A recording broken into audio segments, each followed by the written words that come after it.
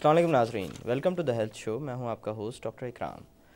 नाज़रीन, आज हम बात करेंगे दिल से ताल्लुक़ रखने वाली एक ऐसी बीमारी के बारे में जो कि ज़ाहिर होती है ख़ारिश के साथ, और इस बीमारी में ये सलाहियत भी है कि ये एक साथ बेशुमार लोगों को मुतासर कर सकती है। इस बीमारी को अमूमन स्केबीज़ कहा जाता है। और आज के इस मौजू पर रोशनी डालने के लिए बतौर मेहमान हमारे साथ मौजूद हैं डॉक्टर हुमायूं मुस्तफ़ा, जो कि एक कंसल्टेंट डर्मेटोलॉजिस्ट हैं और जिनका ताल्लुक़ मिड सिटी हॉस्पिटल से। आइए उनसे जानते हैं। अस्सलाम वालेकुम डॉक्टर साहब। वालेकुम सलाम। कैसे हैं आप? अल्लाह का शुक्र। डॉक्टर साहब, सबसे पहले तो बहुत बहुत शुक्रिया कि आज आपने अपना कीमती वक्त हमें दिया इस अहम मौजू पर बात करने के लिए। बल्कि मैं आपका शुक्रिया अदा करना चाहता हूँ कि आपने बहुत इम्पोर्टेंट टॉपिक चूज़ किया है, क्योंकि ये अगर आप मेरी नज़र से देखें तो बहुत इम्पोर्टेंट मसला है और सिर्फ कराची ही नहीं, पूरा पाकिस्तान इसकी ज़द में। हाँ, ज़द में। क्योंकि मेरी खुशकिस्मत यह है कि मुझे कराची के अलावा भी बहुत जगहों पे काम करने का, अल्लाह का शुक्र है, या लोगों की खिदमत करने का मौका मिला जी। तो अंदरून सिंध भी, बलूचिस्तान में भी, बहुत जगहों पे, इवन पंजाब में भी। तो ये मसला थ्रू आउट पाकिस्तान है, और इसका तो अगर आप कहें कोई स्किन का सबसे बड़ा मसला तो मेरा ख्याल हाँ सबसे कॉमन मसला, बहुत अच्छा कॉमन। डॉक्टर साहब, ये किस तरह की बीमारी होती है? ये बेसिकली एक जूं टाइप का कीड़ा होता है जी, उससे फैलती है और बड़ा तेज़ी से फैलने वाला है। और पहले मैं थोड़ा सा इस पे बताना चाहता हूँ कि बहुत ज़्यादा लोग इसमें इन्वॉल्व हैं, पूरे पूरे गांव, पूरे पूरे देहात, क्योंकि मैं कैंपिंग वगैरह भी करता हूँ, तो पूरे पूरे गांव उसमें देहात पूरे पूरे जो है इसमें इन्वॉल्व हैं। उसमें 90% लोग मतलब आपको मुश्किल से अगर को बचा हुआ हो, आप जितनी भी मेडिसिन लेके जाएं कैंप में आपको कम पड़ जाती है। कभी ऐसा नहीं होता कि आपके पास मेडिसिन इसके भी इसकी बच जाए, क्योंकि बहुत बड़ा मसला है।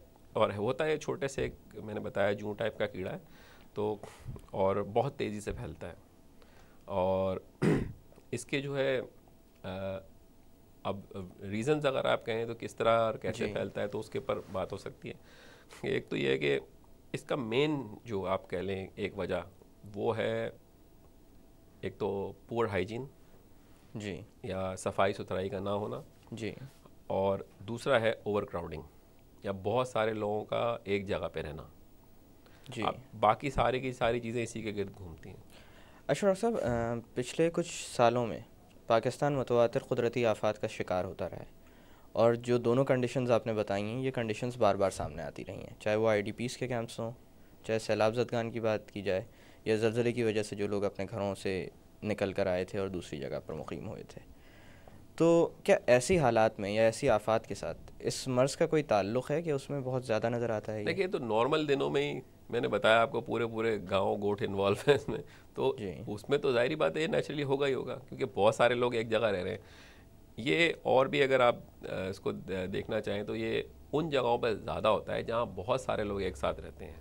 अब आप चाहे उसको घर कर लें या आप ये जो आर्मी है, पुलिस है, इनके हॉस्टल्स कह लें, कर लें, मदरसा।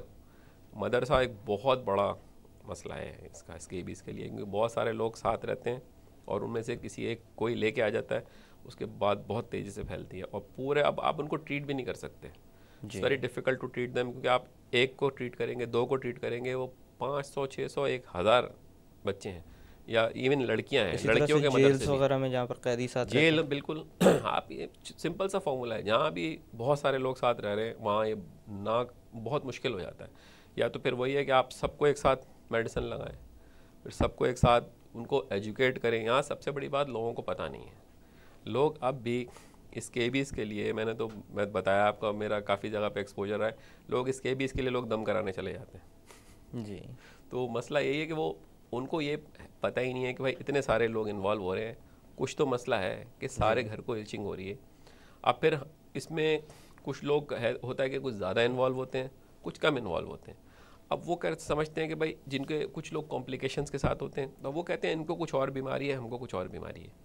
जी। उसको रियलाइज़ ही नहीं करते कि सबको एक ही बीमारी है। अच्छा। हाँ, तो बहरहाल ये अब एक मरतबा अगर ये हो गई बीमारी तो फिर इसकी कोई बाउंड्री लाइंस नहीं है, फिर ये चाहे बहुत नीट क्लीन लोग हैं उन तक भी पहुंच सकती है, बट सोर्स चाहिए होना चाहिए।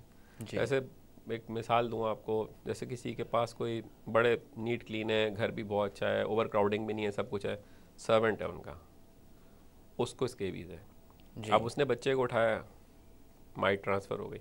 अच्छा। अब वो माइट्स तो बच्चे से ट्रांसफ़र हुई, बच्चे के पास वो मैंने बताया 30 to 40 एग्स देती है और वो 3-4 दिन में निकल आते हैं बाहर जी। और फिर तकरीबकारी के लिए तैयार होते हैं बिल्कुल। अब वो फिर उनके फैमिली में सबको, बच्चे से उसकी वालदा को लगेगा, उससे उनके वालिद को लगेगा, क्लोज कांटेक्ट में जितने लोग आते कांटेक्ट जाएंगे। में जितने भी हैं। जी। अच्छा, एक और चीज़ भी है कि ये उड़ के लगने वाली बीमारी नहीं है। अच्छा। उड़ के लगने वाली होती तो मुझे ज़रूर हो चुकी होती तकरीबन इतने अरसे से प्रैक्टिस कर रहा हूँ।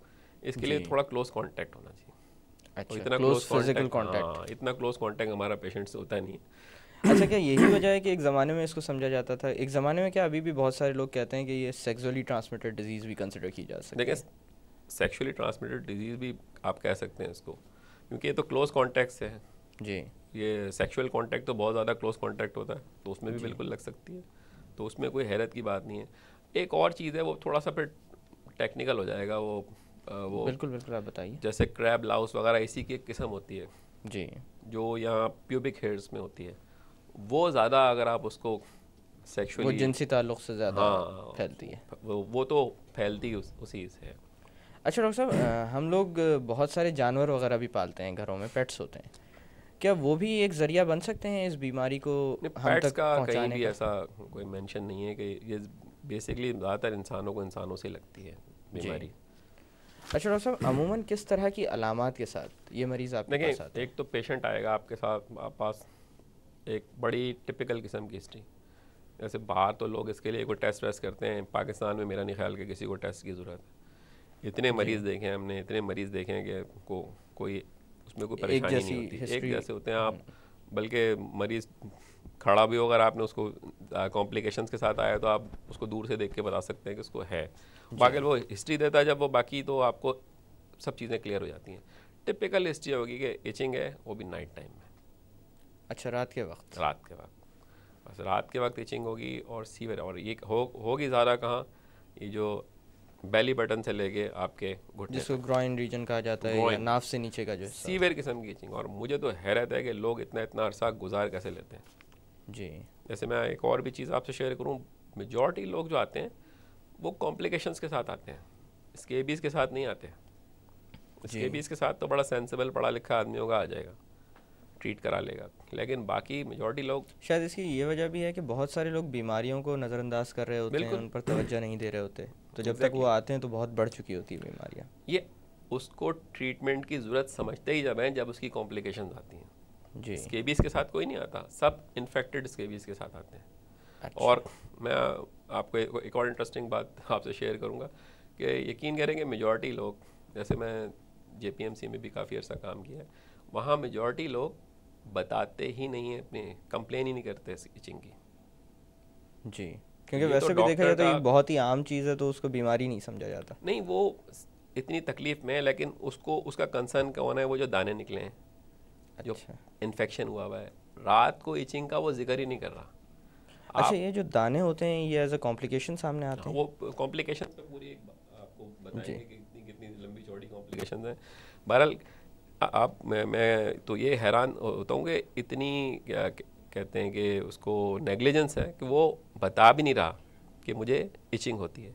तो जी। अगर किसी अच्छे डॉक्टर के पास चला जाता है तो वो देख के दो सेकंड में उसको, और ख़ास तौर पे जो जेनिटेलिया वगैरह उसको देखता है तो 2 सेकंड में उसको पता चल जाता है कि भाई क्या है, उसको इतना टाइम नहीं लगता। जी। अच्छा, इब्तदाई तौर पर जैसे आपने बताया कि सिर्फ़ और सिर्फ ख़ारिश के साथ मरीज़ आता है, तो ख़ारिश की बेशुमार वजूहात हो सकती हैं। तशख़ीस का क्या क्राइटेरिया होता है कि ये ख़ारिश जो हो रही है ये स्केबीज़ की बिना पर हो रही है, जब तक ये कॉम्प्लिकेशंस ना हुई हों, या कोई और वजह है? देखें, आप जब उसकी हिस्ट्री लेते हैं आधी चीज़ तो उसमें क्लियर हो जाती है। जी। इचिंग बताएगा, रात के वक्त सीवियर, वैसे तो दिन में भी होगी लेकिन रात को बहुत ज़्यादा इचिंग होगी। जी। और दूसरा कि वो साइट बताएगा कि ग्रॉइन रीजन में बेतहाशा।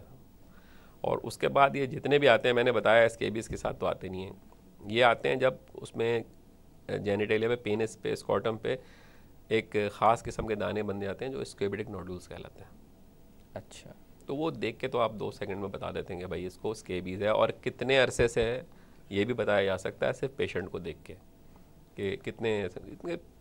हर OPD में जहाँ भी कर रहे हैं, ख़ास तौर पे गवर्नमेंट हॉस्पिटल्स में जो कर रहे हैं या स्लम्स में जो प्रैक्टिस कर रहे हैं, उनके लिए कोई नई बात नहीं होगी। हाँ, जो मेरा मतलब किसी पॉश इलाकों में बैठे हुए हैं उनके लिए शायद ये एक नई चीज़ है। हाँ, इतनी इतनी ज़्यादा नहीं आती, और बहुत हद तक लोग इसको मिसडायग्नोज भी करते हैं।